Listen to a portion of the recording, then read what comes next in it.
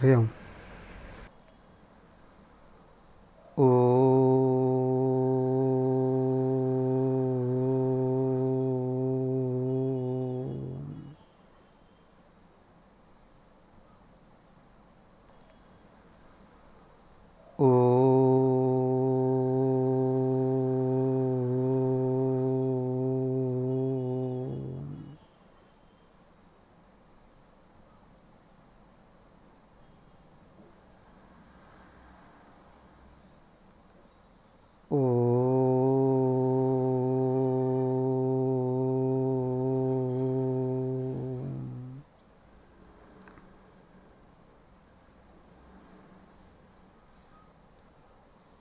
ఓం సహనావవతు సహనౌ భునక్తు సహ వీర్యం కరవావహై తేజస్వినావధీతమస్తు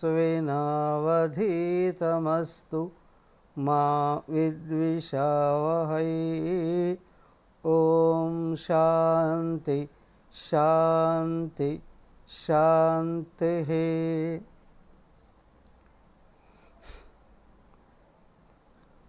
ఓం సర్వవేదాంత సిద్ధాంత గోచరం తమగోచరం గోవిందం పరమానందం సద్గురుం ప్రణతోస్మ్యహం.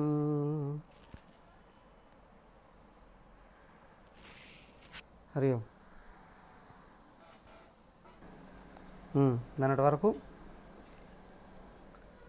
వాసనలు అనేటివి ఎన్ని రకాలు, అవి ఏ విధంగా ఇబ్బంది పెడుతూ ఉన్నాయి తెలుసుకున్నాం.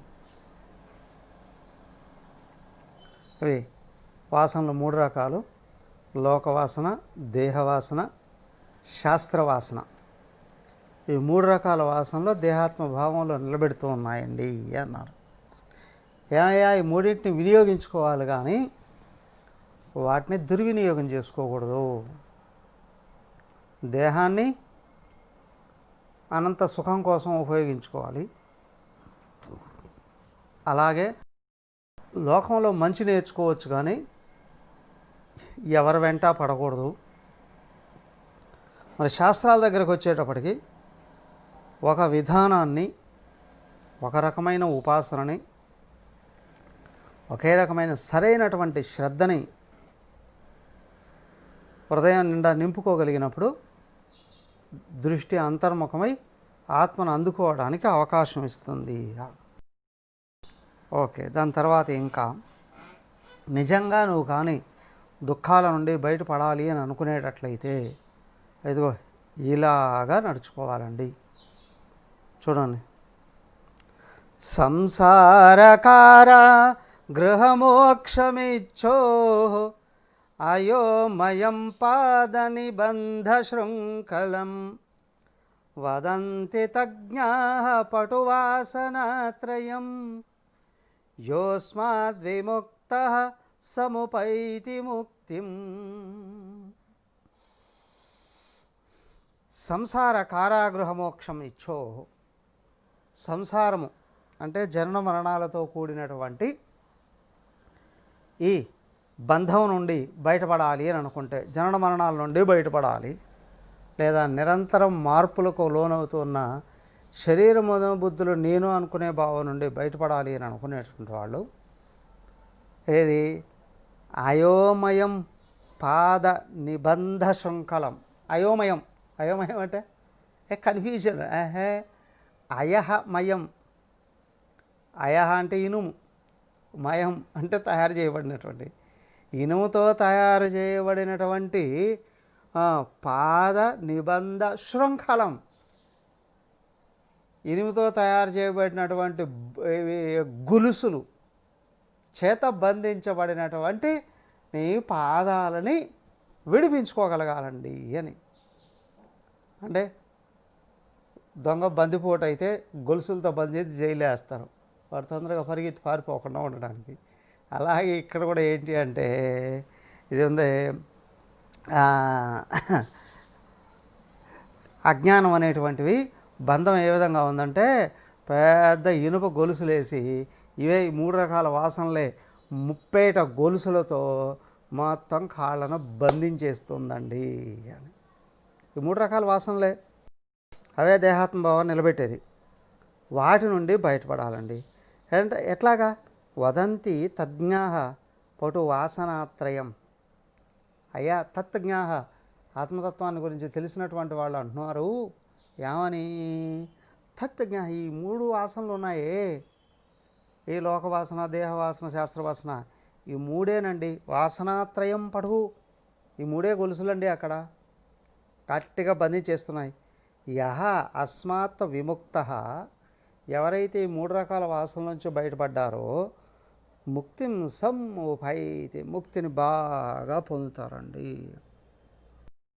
నీకు ముక్తి కావాలి అని అనుకుంటే ఈ 3 వాసనలే 3 రకాలైనటువంటి గొలుసుల చేత చక్కగా ఇక్కడ బంధించి నువ్వు దేహం అనే భావానికి లోను చేసి జనన మరణాలకి లోను చేస్తున్నాయండి.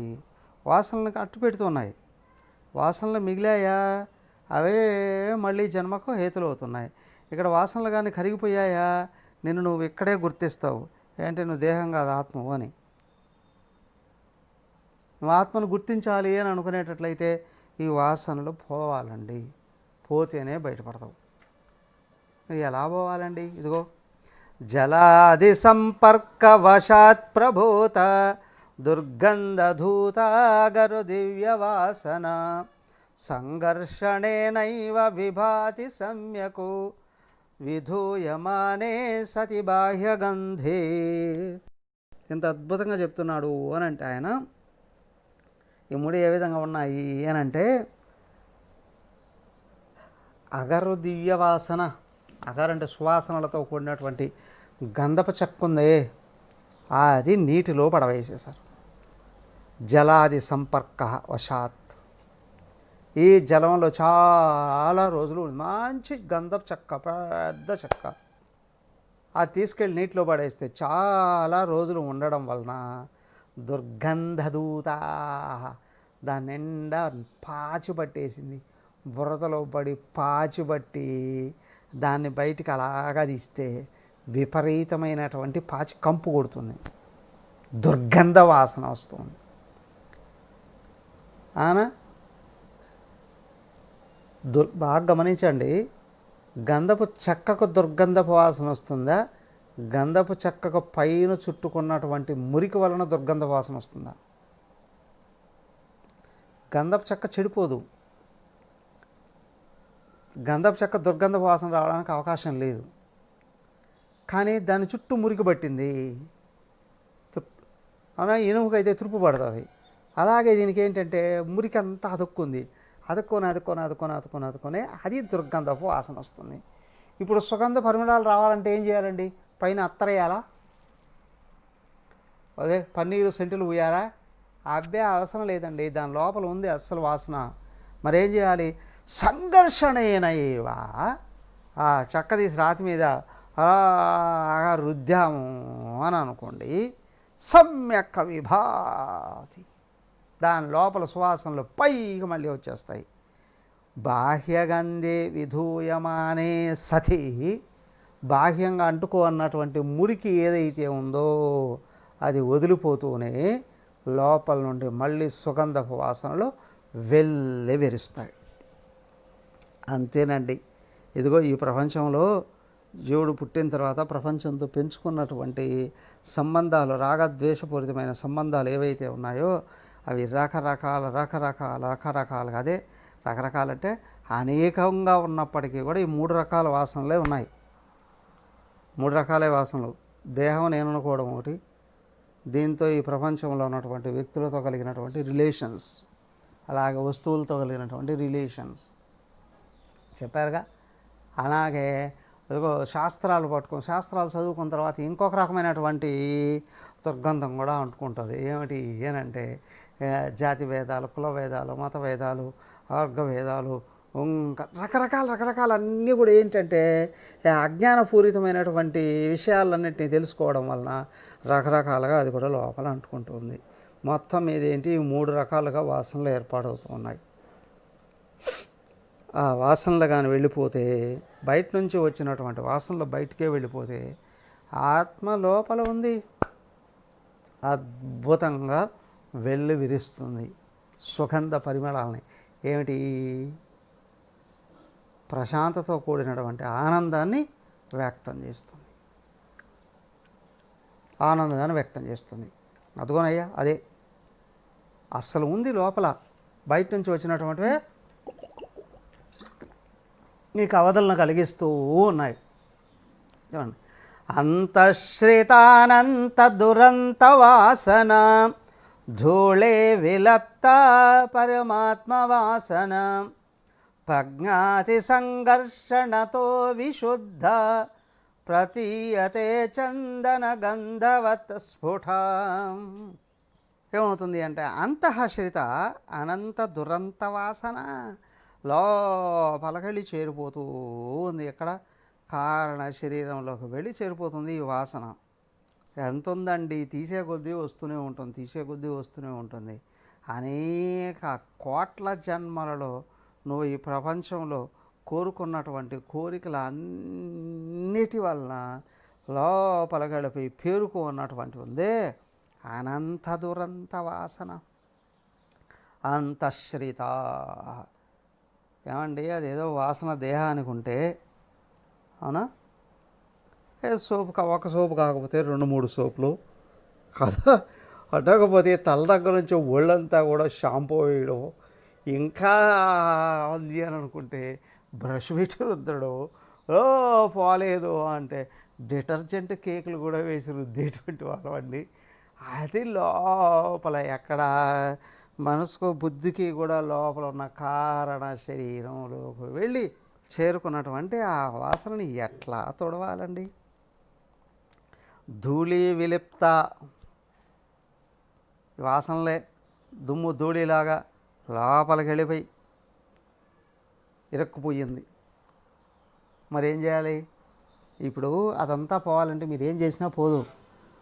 పరమాత్మ వాసన, ఒక వాసనను బయటికి తీసుకొని వస్తే ఇవన్నీ వెళ్ళిపోతాయి. కోతులో బెడద ఎక్కువ ఉంది అని అనుకోండి, ఆ కోతులలో పెద్ద మొన్న కొండముచ్చులోనే అంటారు, ముఖాన్ని నల్లగా ఉంటాయి పెద్ద కోతులు. ఆ ఒక కోతికని తీసుకొచ్చి కట్టేశారంటే దాన్ని చూస్తే కోతులు అన్నీ పారిపోతాయట. సేమే ఈ ప్రపంచం మీద ఉన్నటువంటి వాసనాత్రయం పోవాలి అని అంటే పరమాత్మ వాసనను పెంచుకోవాలట. ఉన్నదంతా పరమాత్మయే, అదే నేను, ఉన్నదంతా పరమాత్మయే చెప్పారుగా.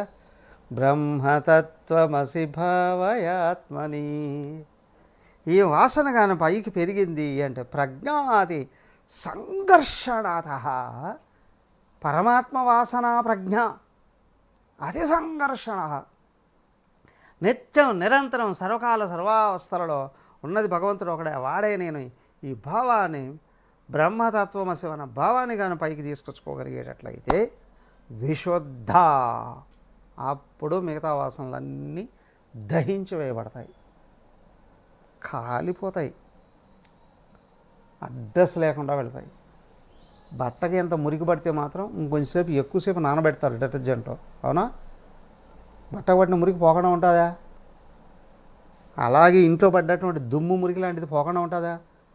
వాడాల్సినటువంటి వస్తువు ఇంకొంచెం బలమైనటువంటిది అయి ఉంటుంది కదా, అలా వాడితే వెళ్ళిపోతుంది. అలాగే ఏంటి అని అంటే లోపల ఎన్ని రకాల వాసనలు ఉన్నప్పటికీ కూడా అది బ్రహ్మతత్వమసి అనే భావన పైకి తీసుకురాగలిగేటట్లయితే, అంటే నిత్యం నిరంతరం సర్వకాల సర్వావస్థల్లో భావాన్ని పెంచుకోగలిగేటట్లయితే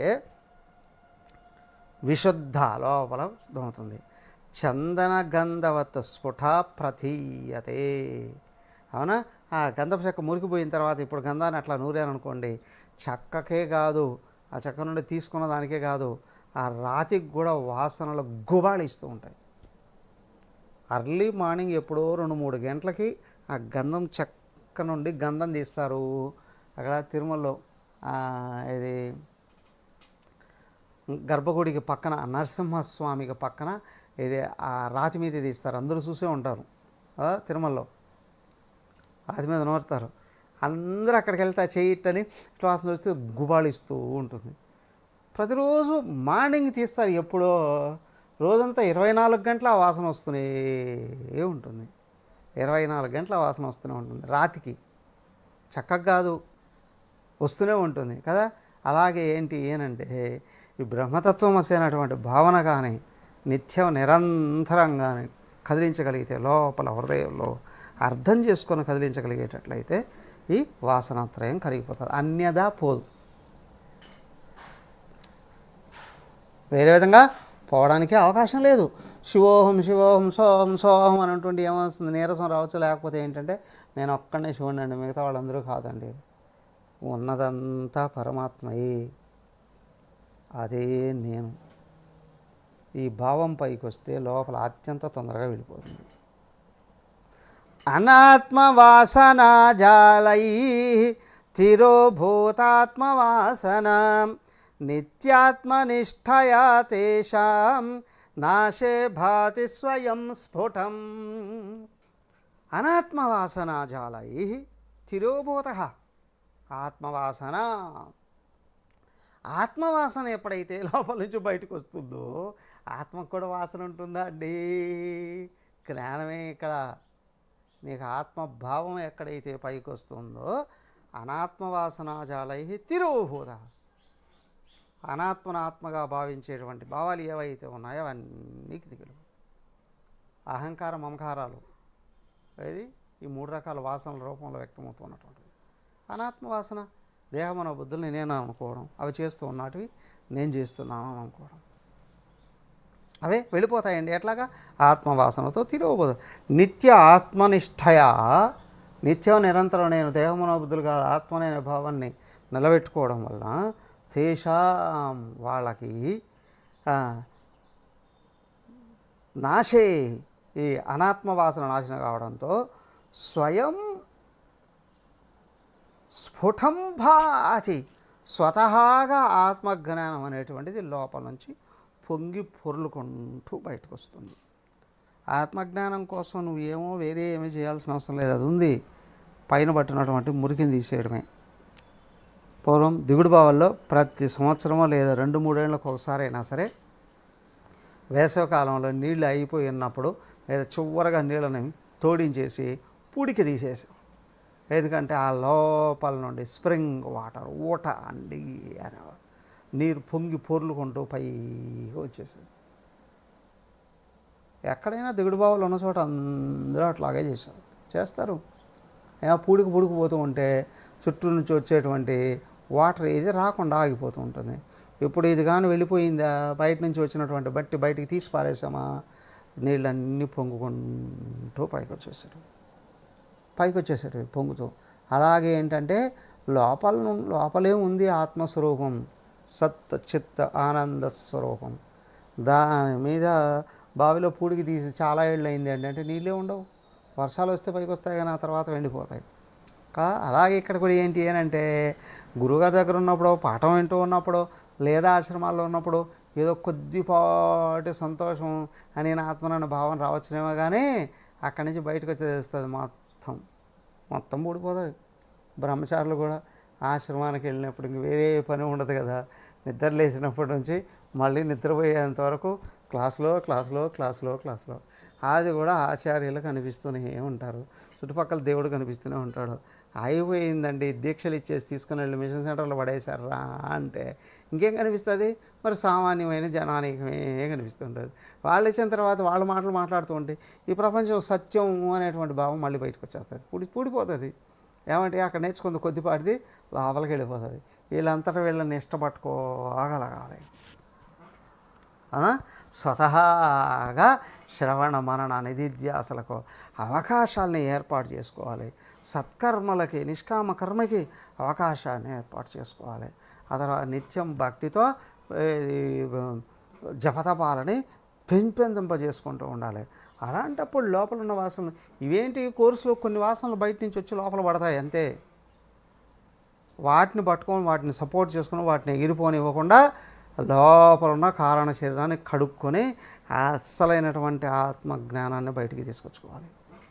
ఓన్లీ శ్రవణమే, కొద్దిపాటి మననం ఏదో ఉంటుంది. ఇప్పుడు మనన నిధిధ్యాసన పెంచితేనే కారణ శరీరం కరిగిపోతుంది. ఇప్పుడు అలాగే మీరు కూడా వింటూ ఉన్నారు. ఏమండి ఇప్పుడు 6 నెలల నుండి వింటూనే ఉన్నాను బోల్డ్ అన్ని శాస్త్రాలు. ఏంటి స్వామి మేము 15 ఏళ్ళ నుంచి ఉంటున్నాం, మేము 20 ఏళ్ళ నుంచి వింటున్నాం, మేము 25 అరే మీ దగ్గర 25 ఏళ్ళ నుంచి వింటున్నాం కదా స్వామి. ఇవి కూడా ఏమైనా పైనుంచి వచ్చి కొంచెం వాసనలు అక్కడ పడేస్తాయి. కాకపోతే ఏంటంటే ఆసక్తితో వింటూ ఉన్నంత వరకు ఆనందంగా ఉంటుంది. ఆనందం పోకుండా ఉండాలంటే మళ్ళీ మననం చేసుకోవాలి. ఇప్పుడు నిధిధ్యాసన ఏంటయ్యా, నువ్వు వ్యవహారాల్లో వెళుతూ ఉంటే ఎక్కడ ఏది కనిపించినప్పటికీ కూడా ఇది కూడా భగవంతుడే కదా, ఇది కూడా భగవంతుడే కదా, ఇది కూడా భగవంతుడే కదా. నిధిధ్యాసనలో ఒక భాగం. రెండోది నువ్వు కామ్గా కూర్చున్నావా, నేను ఉపాధులు కాదు ఆత్మను కదా, ఆత్మభావాన్ని పైకి తీసుకొచ్చుకోగలగాలి. ఇలాగా చేయడం వల్ల నిరంతరం చేస్తూ ఉంటే లోపల ఉన్న వాసనలు స్లోగా తొలగిపోవడానికి అవకాశం ఉంది. కరిగిపోతాయి, మారిపోతూ ఉంటాయి. ఇప్పుడు పెన్ డ్రైవ్లో ఒక విధమైనటువంటి మెమరీ ఉంది, అవునా, దాన్ని డిలీట్ చేసేసి వేరే తీసుకోవచ్చా లేదా, డిలీట్ అయిపోతుంది. డిలీట్ అయిపోయినా కొంచెం ఏమవుతుంది, మళ్ళీ పెట్టి రావడం కొన్ని అవకాశాలు ఉంటుంది. కానీ కొత్తది ఎక్కించుకోవాలి, వెంటనే కొత్తది ఎక్కించుకోవాలి కదా. అయితే ఇక్కడ ఏంటంటే ఆల్రెడీ ఉంది ఆత్మ, ఎప్పుడో మర్చిపోయాను. ఎప్పుడు మర్చిపోయావు? నేను చిన్నప్పటి నుంచి నాకు ఎప్పుడూ గుర్తులేదండి. ఈ చిన్నప్పుడు కొన్ని కోట్లు గడిచిపోయాయి, ఇప్పటికి నువ్వు మర్చిపోయే కోట్ల జన్మలు అయిపోయింది కదా. నువ్వు ఇప్పటికిప్పుడు కాదు. కాబట్టి ఏంటంటే చాలా చాలా చాలా చాలా కృషి చేయాల్సిందే. నువ్వు ఇప్పటికిప్పుడే ఈ జన్మలోనే కనుక్కోవాలి అని అనుకున్నావా, ఈ జన్మలో కావలసినంత ప్రయత్నం చేయాలి. ఏమండి, ఎంత ప్రయత్నం చేసినా ఆత్మజ్ఞానం వస్తుందంటారా రాదంటారా? అసలు సందేహం రాకూడదు. ఎందుకంటే అస్సలు నువ్వే అది అయి ఉన్నావు కదా. గంధపు చెక్క తీసుకొని నూరుతూ ఉంటే ఏమండి వాసన వస్తుందంటారా? గంధపు చెక్క అయితే వస్తుంది, అవునా, అదేదో డూప్లికేట్ అయితే రాదు. కానీ ఇక్కడ డూప్లికేట్ ఆత్మ అంటే ఏమీ లేదు, ఉన్నదంతా ఆత్మ ఒకటే ఉంది కదా, డూప్లికేట్ ఆత్మ లేదు. అయితే శ్రవణ మనన నిధిధ్యాసలు పర్ఫెక్ట్గా ఉండాలి. అర్థమైనా? శ్రవణ జ్ఞానం నేర్చుకుంటున్నారు. ఇప్పుడు మననంలో అన్నీ ఉండాలి. అర్థమైనా? నిష్కామ కర్మ, భక్తి, ఉపాసన, జ్ఞానం, నిరంతరం అది రిపీట్ చేసుకోవడం, మళ్ళీ చదువుకోవడం, ఈ 3 మననంలో ఉండాలి. అప్పుడు నిధిధ్యాసన అంటే ఏంటి అని అంటే లోపల వాటంతటా అవి పొంగి పొర్లుకుంటూ వచ్చే అసలు ఆలోచనలను ఆపి నేను ఆత్మను అనే విషయాన్ని గుర్తు చేసుకోవాలి. దానికి ఏంటి అంటే మనసును వదిలేస్తే ప్రపంచం మీద పడి రాగద్వేషాలు సంపాదించుకుంటారు. ఇప్పుడు మనసును పట్టుకొని ఏం చేయాలి? సాక్షిత్వాన్ని వహించాలి. ఎక్కడికి వెళ్ళినా దేంతో తాదాత్మ్యం చెందకూడదు. ఎందుకొరకు వెళుతున్నావు? నిజంగా మనం సాధకులమే ఆత్మజ్ఞానం కావాలి అని అనుకున్నప్పుడు ఇది అందరికీ వర్తించదు. ఎందుకంటే వీలు కాదు. ప్రపంచం మీద విపరీతమైనటువంటి ఆలోచనలను వాడు ఏం చేస్తాడు? మనం బలవంతంగా వాళ్ళకి ఏదైనా జ్ఞానం రుద్దాలి అని అనుకున్నా ఆచార్యులను గురువులు పట్టుకొని కూడా ఏం చేస్తారు? సంసారంలో లాగి పారేస్తారు. లేదా అనుకుంటే పెద్ద పెద్ద నిందలు బండలు రాళ్ళని తీసుకొని చేసేసి తోసిపారేయాలి అని అనుకుంటారు. బలవంతంగా ఏదైనా రుద్దాలి అని అనుకుంటారు. ఏమయ్యా? సో కాబట్టి ఇక్కడ ఏంటి అని అంటే ఎంత ఇదే ఉన్నప్పటికీ కూడా ఇతరులకు శిక్షణ ఇస్తూ ఉన్నప్పుడు కూడా తనకు తను అనాసక్తితోనే గమనించుకుంటూ సాక్షిత్వంతోనే గమనించుకుంటూ ఉండగలగాలి. సాక్షిత్వం ఎక్కడ తనకు అవరోధం అని అనిపిస్తూ ఉందో నెమ్మదిగా అక్కడి నుంచి పక్కకు రావడానికి ప్రయత్నం. ఎవరైనా సరే ఇక్కడ వయోభేదం లేదు. వాళ్ళకి చదువు సంధ్యలు ఎంత ఉన్నాయి అని ఇది పనికిరాదు. వాళ్ళకి ధనధాన్యాలు అనేటువంటి పనికిరాదు. వాళ్ళకు పేర్లు పలుకుబళ్ళు ఎంత ఉన్నాయి అనేది పనికిరాదు. కానీ నీకు లోపల అవరోధం రాకుండా ఉందా, అనుకూలంగా ఉందా అంటే ఆత్మను గుర్తు చేసుకోవడం కొరకు అనుకూలత ఉందా, ప్రతికూలత ఉందా చూసుకోగలగాలి. అదేగా యదా సంహరితేశాయం కూర్మోంగారీవ సర్వశః అని అన్నాడే. మహాత్ముడైనటువంటి వాడు కూడా ప్రపంచంలోకి వెళ్ళి ఆత్మజ్ఞానం గురుదేవుడు నేర్పించాడు, అమ్మగారు నేర్పించారు కదా. ఇట్లాగా నేర్పిస్తూ ఉన్నటువంటి సందర్భాల్లో కూడా బయట నుంచి కూడా అవరోధాలు రావచ్చు, భయంకరమైన అవరోధాలు కూడా రావచ్చు. వివేకానంద స్వామిని ఏమని ప్రచారం చేశారు తెలుసా? వాళ్ళెవరు? ఓం శాంతి వాళ్ళు, ఆర్య సమాజం వాళ్ళట. వీళ్ళు ఆయన చాలామందిని పెళ్లి చేసుకున్నాడు అక్కడ. వాళ్ళందరూ కొట్టి చంపేయడానికి ప్రయత్నం చేస్తే పరిగెత్తి పారిపోయి అమెరికాకు వచ్చాడు, ఇక్కడ ఏదో నీతి వాక్యాలు పలుకుతూ ఉన్నాడు, అస్సలు మంచివాడే కాదు అని చెప్పి అనేక మంది స్వాముల రూపంలో ఉండేవాళ్ళే ఆయన మీద దుమ్పోశారు. మరి శిష్యులు అంటారు, అలాంటప్పుడు మీరు ఏం చేశారు స్వామి అంటే, ఓం నమః శివాయ అంటాడు అంతే. ఎవడు ఏ ప్రయత్నం చేస్తున్నాడో ఫలం అవే వస్తాయి వాళ్ళకి, వాళ్ళని కిందికి తొక్కి ఆడ పారేస్తాయి. ఇక్కడ విషయం ఏంటి అంటే, పేరు ప్రతిష్టల కోసము, అధికారాల కోసము మహాత్ముల మీద కూడా ఆయన చూడండి, కంచి పరమాచార్యుల వారు ఆయన పీఠంలో కొన్ని నియమాలను కూడా పక్కన పెట్టి లోకానికి అంతటికి అందించాలి అని చెప్పి సముద్రాలు కూడా దాటి ప్రపంచం అంతా తిరిగాడు. ఆ పీఠం నుండి అంత మహాసేవలు అందించాడు ఆయన. సమాజంలోకి వచ్చి హాస్పిటల్స్ కట్టించి, అనాథ శరణాలయాలు కట్టించి, ఓల్డ్ ఏజ్ హోమ్స్ కట్టించి ప్రపంచ విఖ్యాతి చెందాడు. ఆయనకు అంత పేరు వస్తూ ఉన్నటువంటిది భరించలేక ఆయన నుండి, ఆయన పీఠం పూర్వపు ఆచార్యుల దగ్గర నుండి మరి ఆశీస్సులు పొందినటువంటి నాయకులే ఆయన మీద దుమ్ము పోయడానికి ప్రయత్నం చేశారు. అవునా, అనేక రోజులు ఇబ్బంది పెట్టారు. అయినా వాళ్ళ చావులు భయంకరంగా చచ్చారు చూడండి. వాళ్ళ కుటుంబాలన్నీ కూడా సర్వనాశనం అయిపోయాయి. అంత పెద్ద మహాత్ముడి మీద కూడా పోయడానికి ప్రయత్నం చేశాడు. ఏమయ్యా అంటే నాస్తికత్వంతో నిండిపోయిన వాళ్ళు, లేదా లోపల కక్షలతో పైకి వచ్చినటువంటి వాళ్ళు, లేదా అధికారాలను, ఆ పేరు ప్రతిష్టలని అర్పణంగా లాగేసుకోవాలి అనుకున్నటువంటి భావాలు కలిగిన వాళ్ళు కూడా మహాత్ములకే ఇబ్బంది పెట్టడానికి కూడా ప్రయత్నిస్తారు. అలాగే ప్రాథమిక స్థాయిలో ఉన్నప్పుడు సాధకులైనటువంటి వాళ్ళు, బ్రహ్మచారులు కావచ్చు, గృహస్థులు కావచ్చు, వాళ్ళ స్థాయిని బట్టి ఇతర దుర్మార్గులైన వాళ్ళకి అడ్డే పోకండి, పక్కన దూరంగా పెట్టేసేయండి, లేదా మీరే అక్కడి నుంచి వదిలిపారేసి వెళ్ళిపోండి దూరంగా. ఏం కావాలి, ఉన్నదంతా పరమాత్మ ఒక్కడే కదా. అవునా, సో నువ్వు తత్వాన్ని అందుకోవాలి, ఇదే లక్ష్యంగా పెట్టుకోగలిగినప్పుడు భగవంతుడు ఏదైతే నడిపిస్తాడు. దానికే చెప్పాడుగా ఆయన, మర్కట కిషోర న్యాయమా మార్జాల కిషోర న్యాయమా, నీ అంతటి నువ్వు పట్టుకోగలవా పట్టుకో, లేకపోతే నేనే పట్టుకొని నడిపిస్తా, నీకు మాత్రం నేనే కావాలి అని అనిపిస్తే చాలు, నాకు ఆత్మే కావాలి అనేటువంటి సంకల్పం ఎక్కడైతే ఉందా ట్రై చేయి నువ్వే పట్టుకోవడానికి, లేదా నన్ను పట్టుకొని నేను పట్టుకొని నేను నడిపిస్తా. రెండిట్లో ఒకటి ఏంటంటే నేనే ఆత్మస్వరూపాన్ని నిలబెట్టుకో. కష్టం అనిపిస్తుంది, భగవంతుడా నువ్వే నాకు కావాలి అను. ఇది ఉపాసన, అది జ్ఞానం. అందుకో వివేక చూడమనే నేరుగా జ్ఞానాన్ని బోధిస్తుంది, నిలబెట్టుకో నువ్వే ఆత్మస్వరూపాన్ని అని చెప్పాను. జాగ్రత్తగా జాగ్రత్త జాగ్రత్త జాగ్రత్త జాగ్రత్త ముందుకెళ్ళు, వెళుతూనే ఉండు, నువ్వు భగవంతుడే నువ్వు. సో కాబట్టి ఏంటి అని అంటే, అలాంటప్పుడు తప్పనిసరిగా లోపల ఉన్నటువంటి ఆత్మస్వరూప జ్ఞానం పైకి వచ్చి తీరుతుంది. యథా యథా ప్రత్యగవస్థితం మనః తథా తథా ముంచతి బాహ్యవాసన నిశ్శేషమోక్షే సతి వాసనానాం ఆత్మానుభూతి ప్రతిబంధశూన్యా. యథా యథా మనః ప్రత్యక్ అవస్థితం, ఎలా అయితే ఎప్పుడెప్పుడైతే మనస్సు లోపల స్థిరపడడానికి ప్రయత్నం చేస్తుందో, అనవసరంగా ప్రపంచంలోకి వెళ్ళి అన్ని విషయాల్ని తలుసుకోవడం అనేటువంటిది వర్జిస్తుందో, ప్రతి ఒక్కటి నాకు కావాలి, ప్రతి ఒక్క విషయంలోకి జోక్యం కావాలి, ఈ భావాలలోకి వెళ్లకుండా ఎప్పుడైతే మనసు నిగ్రహించబడుతుందో, ప్రశాంతంగా నీ దగ్గర ఉంటూ ఉందో, తథా అప్పుడప్పుడు బాహ్యవాసన ముంచతి. బాహ్యవాసనలు ఉన్నాయే, ఇది ప్రపంచం మీద ఉన్నటువంటి తాదాత్మ్యాలు, ఇవే ఈ మూడు వాసనలు ఉన్నాయి చూడండి. వాసన త్రయం ఏదైతే ఉందో ముంచది, వదిలిపోతూ ఉంటుంది.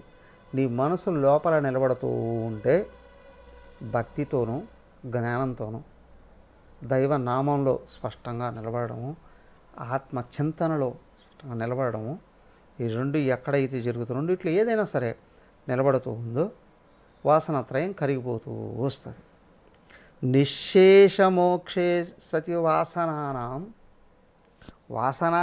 నిశ్శేషమోక్షే సతి. ఈ వాసనల నుండి ఎప్పుడైతే కంప్లీట్గా బయటపడుతూ ఉన్నావో, తెలుస్తుంది. ఆ వాసన తగ్గే కొద్దీ ఈ లోపల ఈ వాసన పెరుగుతుంది. ఒక్కటే నేను ఆత్మ అనే భావం పెరగాలి. రెండు బయటకు చూస్తే అంతా పరమాత్మేనా. దానికే చెప్పింది అతి అద్భుతమైన శ్లోకాలు అవి. బ్రహ్మతత్వమసి భావయాత్మని అని అన్నారు. ఇదంతా పరబ్రహ్మమే, నేను అదే అయి ఉన్నాను. ఇది భావం పెరిగే కొద్దీ లోపల మిగతా ఇతర వాసనలన్నీ పడిపోతాయి. అప్పుడు ఆత్మ అనుభూతి ప్రతిబంధ శూన్య. ఎలాంటి బంధాలు అనేటువంటివి లేకుండానే ఆత్మ అనుభూతి, నేను ఆత్మననే భావం లోపల నుంచి పొంగి పొర్లుతుంది. ఆత్మభావంలో కూర్చున్నావా, ఎవడేం చేస్తాడు? విమర్శిస్తారండి, దేహాన్నే కదా. కష్టపెడుతున్నారు, దేహాన్నే కదా. ఒకవేళ కత్తిత్తి పొడిచిన దేహాన్నే కదా. మరి నిన్నేం చేస్తారు? నువ్వెవరు? నీకు లోపల ఆత్మ నేననే భావం ఉంది అంటే భగవంతుడే బయట చెప్పాడు కదా అక్కడ. యోగక్షేమం వహామ్యహం, అదే కదా ఇక్కడ. అనన్యాశ్చింతయంతు మాం ఏ జనాః పర్యుపాసతే తేషాం నిత్యాభియుక్తానాం యోగక్షేమం వహామ్యహం కదా. ఎవరైతే నిత్యం నిరంతరం, ఇదిగో లోపల చెప్పాడు కదా, రెండిట్లో ఉపాసనలో అయితే దైవ చింతన, జ్ఞానంలో అయితే ఆత్మచింతన, రెండిట్లో ఏదైనా సరే నిత్యం నిరంతరం ఎవరైతే దాన్ని చింతిస్తూ ఉన్నారో వాళ్ళ యోగము క్షేమము నేను చూసుకుంటానండి. వాళ్ళ బాహ్య అవసరాలు నేను చూసుకుంటా, వాళ్ళ బాహ్య రక్షణ నేను చూసుకుంటా. అలాగే వాళ్ళ ఆత్మతత్వాన్ని అందుకోవడానికి అవసరమైన అవసరాలని నేను చూసుకుంటా. అలాగే ఆత్మజ్ఞానం పోకుండాను నేను రక్షణ చేసుకుంటా. ఆత్మజ్ఞానం చెడిపోకుండా కూడా రక్షణ చేసుకుంటా. కానీ గుర్తుంచుకోవాలి, ఏమిటి? చింతన ఆయన మీదనే ఉందా లేదా, ఆయన మీద ఉందా లేదా, ఇది గుర్తుంచుకోవాలండి అని అన్నాను. తప్పనిసరిగా ఆయనే కంచెలా బుల్లెట్ ప్రూఫ్లాగా నిలబడతాడు, సెక్యూరిటీ గార్డులాగా నిలబడతాడు. అనేక చోట్ల చూసాంగా. తులసీదాసు నిత్యం నిరంతరం ఆయన చింతనలోనే ఉంటాడు. పగలంతా మధ్యాహ్నం వరకు ఆయన సంబంధించి రామాయణం అంతా రాసేవాడట. మధ్యాహ్నం తర్వాత వెళ్ళి అక్కడ కూర్చొని గంగానది ఒడ్డున కూర్చొని రాముడి గురించి బోధిస్తూ ఉండేవాడు. మరి కాశీ నగరంలో ఉన్న భక్తులన్నీ ఆయన దగ్గరికి వెళ్ళిపోవడం మొదలుపెట్టారు. అది చూసినటువంటి ఈ నయా భక్తులైనటువంటి వాళ్ళు ఉన్నారు, నా శిష్యులందరినీ ఆయన అపహరించేస్తున్నాడే అనుకోండి. ఆ పంతుళ్ళు, పండితులు అందరూ ఒకటి ఈయన మీద కక్ష కట్టి ఒక గోండాను, ఒక రౌడీకి డబ్బులు ఇచ్చి బాగా తాగిచ్చి పోయి ఆ గ్రంథం తీసుకునిరా, అడ్డొస్తే ఆయన కూడా చంపేసి, దొరకపోతే ఆ గుడిసితో సహా ఆయన గ్రంథాన్ని కూడా తగలబెట్టేసి వచ్చాడు. వాడు వెళ్ళాడు. వెళ్ళి చూసేటప్పటికి రామలక్ష్మణులే అటు ఇటు కావలి కాస్తున్నారు. ఆజానుబాహులు, వాడు వర్ణించాడు. ఇద్దరు విల్లంబులు కత్తితో సహా పట్టుకొని గుడిసె చుట్టూ తిరుగుతున్నారట. ఆయనేమో రాసిన చిత్తు పేపర్లో గ్రంథం తీసి తల కింద పెట్టుకొని పడుకున్నాడు అంతే గుడిసెలో. వీళ్ళిద్దరు అటొకరు ఇటొకరు కావలికి వస్తున్నాడు. వాళ్ళని చూసి వీడు భయపడ్డాడు. తిరిగి వచ్చి చెప్పాడు. దొరకలేదు వాళ్ళకి. ఆ తర్వాత ఏదో వెతికి పట్టుకున్నారు, డబ్బులు తీసుకుని వెళ్ళిపోయాడు కదా అని. ఏరా ఎందుకురా చంపలేదు అని అంటే ఆడు చెప్పాడు, పెద్ద ఆజానుబాహులైన వాళ్ళు, ఒక ఆయన నల్లగా ఉన్నాడు, ఇంకొక ఆయన తెల్లగా ఉన్నాడు, పెద్ద పెద్ద కత్తులు విల్లంబలు పట్టుకొని గుడిసె చుట్టూ కావిలి కాస్తున్నారు. నేను కానీ లోపలికి వెళ్తే నన్ను చంపేసి ఉండేవాళ్ళు అని అన్నారు. ఎవరయ్యా కావిలి కాస్తుంది? యోగక్షేమం వహామ్యహం. లోపలకు చూసుకోగలగాలి. నాకు ఒక్కడే అయిన దేవుడి యందు ఇష్టం కలుగుతుందా, లేదా ఇంకా దేని మీదైనా కలుగుతుంది అనా? పైకి ముసుగులు వేసుకొని శంకరాచార్య వారు చెప్పాడు, ఉదర నిమిత్తం బహుకృత వేష అని. జీతాలు తీసుకొని ప్రచారాలు చేస్తూ మత మార్పిడులు చేసేటువంటి వాళ్ళకి దైవభక్తి ఉంటుందా? అవునా? పైకి వేషాలు వేసుకొని పబ్బాలు గడుపుకోవడం కొరకు, డబ్బులు దండుకోవడం కొరకు, పేరు ప్రతిష్టల కొరకు దేవుని గురించి మాట్లాడేటువంటి వాళ్ళకి భక్తి ఉంటుందా? లేదా నాకు దేవుడే కావాలి అనేటువంటి భావంతో అన్యమైన ఆసక్తుల్ని వదిలి నిత్యం నిరంతరం ఆయన కొరకు ప్రయత్నం చేసేటువంటి వాడికి ఆయన యందు భక్తి నిలబడుతుందా? సో కాబట్టి చుట్టూ ఇండ్లు, వాహనాలు, డబ్బులు, జనాలు ఇవన్నీ పెరుగుతున్నాయా? లేదా కాదు. లోపల ఆయన ఒక్కడే ఉన్నాడు అనే స్పృహ పెరుగుతుందా? ఆ స్పృహ పెరిగేటువంటి వాళ్ళకి ఆయన రక్షణ ఉంటుంది. ఆయన రక్షణ ఉంటుంది. వాళ్ళకే దైవీ గుణాలు పెరుగుతాయి. భగవంతుడి అనుగ్రహం ఉందా అంటే అందరిలో ఆయన చూడాలి అనే కాంక్ష, ఆ జ్ఞానం, అందరినీ ఆయన్ని చూడగలగడం.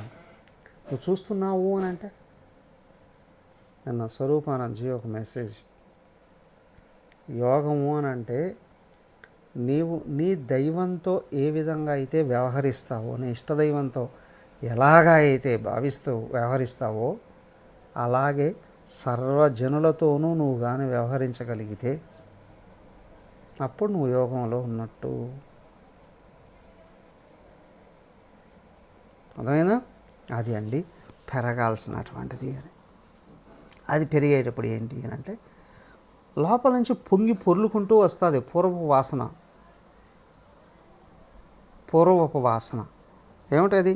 ఎన్నెన్నో జన్మల నుండి ఈ మనసుని పెంచి పోషించుకుంటున్నావు కదా, ఈ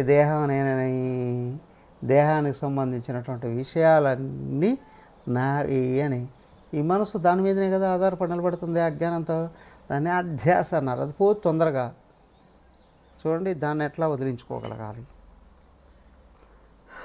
277 స్వాత్మన్యేవ సదా స్థిత్వా మనో నశ్యతి యోగినః వాసనానాం క్షయశ్చాంతః స్వాధ్యాసాపనయం కురు.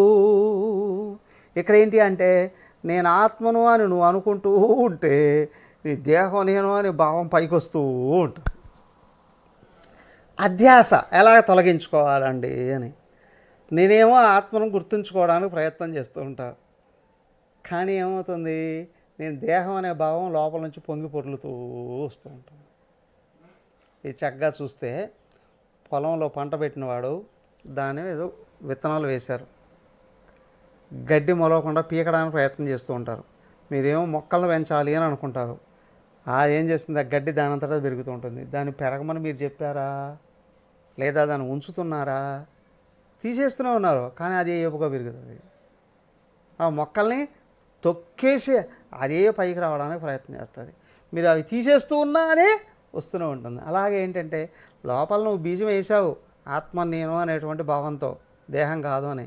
కానీ నువ్వు దీన్ని పెంచుకోవడానికి ప్రయత్నం చేస్తూ ఉంటే పనికిరాని ఉందే కలుపు అదే పైకి వస్తూ ఉంటుంది. మీరు వద్దన్నా పైకి వస్తుంది, తీసేసినా పైకి వస్తుంది, నొక్కేసినా పైకి, తవ్వేసినా పైకి వస్తుంది, కోసేసినా పైకి వస్తుంది. అయినా వదులుతారా? మొక్క కొంచెం బాగా పైకి వచ్చి స్థిరంగా నిలబడేంత వరకు ఆ కలుపు రానివ్వకుండా చూసుకోగలగాలి. ఇప్పుడు మొక్క చెట్టు స్థిరంగా నిలబడింది అని అనుకోండి, ఆ కలుపు ఇంక వచ్చిన డోంట్ కేర్, ఏం చేయలేదు కదా. అలాగే ఏంటి అంటే ఇది అధ్యాస. ఆత్మధ్యాసను పెంచే కొద్దీ దాన్ని తోసేసి అధ్యాస బయటకు వస్తూ ఉంటుంది. దాని స్వాత్మని ఏవ సదా స్థిత్వ, నువ్వు నేను ఆత్మస్వరూపాన్ని అనేటువంటి భావాన్ని స్థిరంగా నిలబెట్టు. యోగినః మనో నశ్యతి. ఇది నిలబడే కొద్దీ ఆ మనసు నశించిపోతూ ఉంటుంది. నేను దేహము అని అనుకుంటూ ప్రపంచంలోకి పరుగులు తీసేటువంటిది. రాగంతోనో దేశం, ఇష్టంతో ప్రపంచాన్ని తలుసుకున్నా, ద్వేషంతో ప్రపంచాన్ని తలుసుకున్నా అది మనస్సే.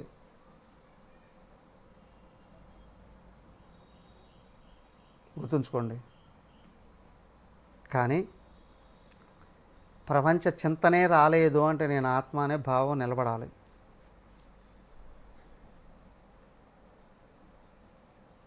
మహాత్ముల గురించి మనం చర్చించుకోకూడదు ఇప్పుడు. ఏంటి అని అంటే వాళ్ళకి ఉన్నది ఒకటే అని తెలిసిపోయింది. అది కాదు, సాధకుడైనటువంటి వాడు సాక్షిగా వ్యవహారాల్లో కూడా సాక్షిత్వాన్ని పెంపొందింప చేసుకోవాలి. దానికన్నా కర్మని అకర్మయ పశ్చేత, ఉపాధులే కర్మ చేస్తున్నాయి, నేను ఆత్మను అనే విషయాన్ని మర్చిపోకుండా గుర్తుంచుకోగలగాలి. సో రాగమో ద్వేషం వచ్చిందా, మనసే అది పోయి అతుక్కునేస్తుంది, ఎప్పుడో మర్చిపోతుంది ఆత్మని, ఎప్పుడో మర్చిపోతుంది. ఆయన చూడండి, రామకృష్ణ పరమహంస చూపించారు, ఒక చిన్న షాలో తీసుకొచ్చి ఇస్తేనే ఆ అమ్మగారిని మర్చిపోయి గంట అయింది, 2 గంటలు అయింది అని దాని గురించి తెలుసుకుంటాం. ఏ విధంగా అయినా కావచ్చు, వస్తువుల గురించో, సంపదల గురించో, భోగాల గురించో, మనుషుల గురించో, పదవుల గురించో, నీకు దేని మీదకి ఆలోచన వెళ్ళిపోయినా ఆత్మచింతన ఎగిరిపోతుంది. వాసనానాం క్షయ.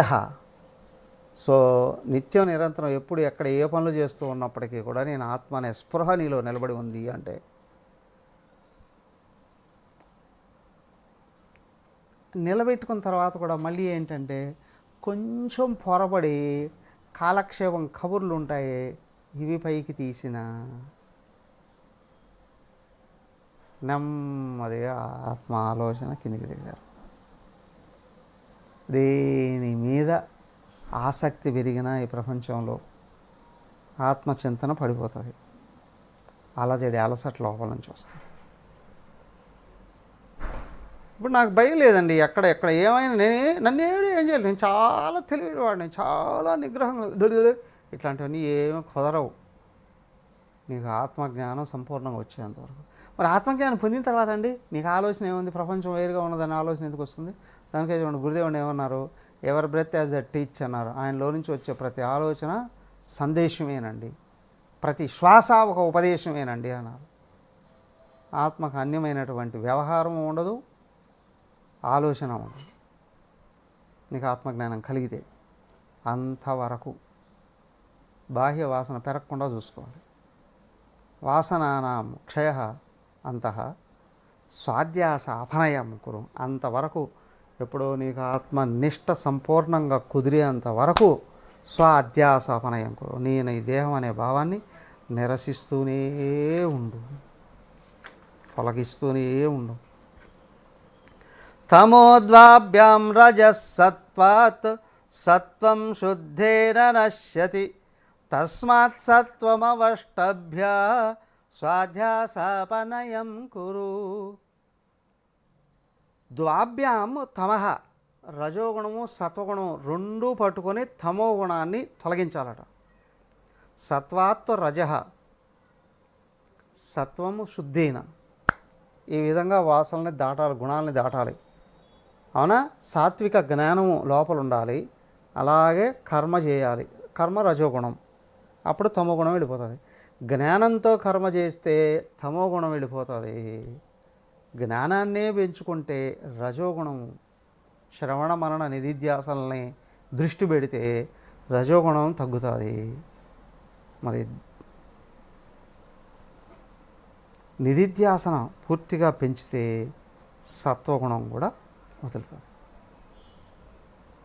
అర్థమైందా? శ్రవణ మననాలు పెరగాలి, కర్మ నిష్కామ కర్మ కూడా ఉండాలి, తమో గుణం పోవాలి అంటే సత్కర్మ ఉండాలి, జ్ఞాన అధ్యయనం ఉండాలి. శ్రవణ మననాలు ప్లస్ నిష్కామ కర్మ ఎక్కడైతే ఉంటుందో ఇప్పుడు తమో గుణం పోతుంది. శాస్త్ర అధ్యయనం ఎక్కడైతే పెరిగిందో రజోగుణం తగ్గుతుంది. మన మనన నిధిధ్యాసన ఎక్కడైతే పెరుగుతుందో సత్వాన్ని కూడా దాటే ధ్యానాన్ని చేయడం ఎక్కడ పెంచుతున్న ఆత్మ విచారణ పెరుగుతూ ధ్యానంలోకి నిలబడుతూ ఉన్నావో సత్వగుణాన్ని కూడా దాటుతావు. తస్మాత్, అందుచేత సత్వం అవష్టభ్య, నువ్వు మొదట సత్వగుణాన్ని నింపుకోవడానికి ప్రయత్నం చేయి. లక్ష్యం పరమాత్మయే, కానీ మార్గం సత్వగుణం, సాత్విక లక్షణాలను పెంపొందింపజేసుకో.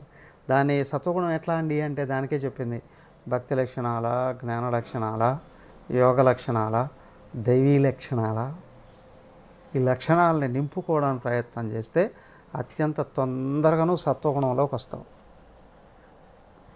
స్వాధ్యాస అపనయం కురు, దాని చేత నీ మీద నీకు ఉన్నటువంటి అధ్యాస, నేను దేహం అనేటువంటి భావం పోయి ఆత్మను అనేటువంటి భావం వస్తుంది.